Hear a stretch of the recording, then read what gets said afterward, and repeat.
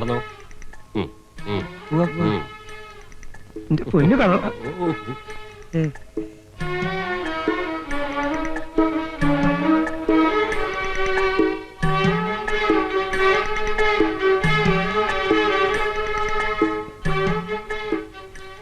ശരിയാണല്ലോ. സന്തോഷായല്ലോ. ബാക്കി എല്ലാം ശരിയാക്കിയിട്ടുണ്ട്.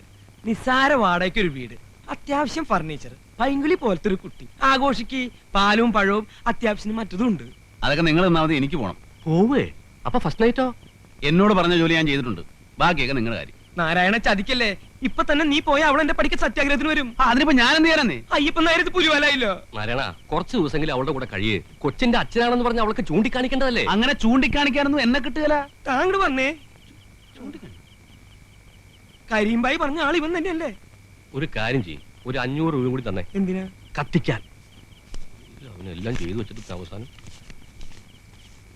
കൊണ്ടേ കത്തിക്ക്. നാരായണ, ഇങ്ങോട്ട് വന്നേ. ഇതും കൂടി ഇരിക്കട്ടെ, നീ അകത്തേക്കല്ലേ. പോടോ.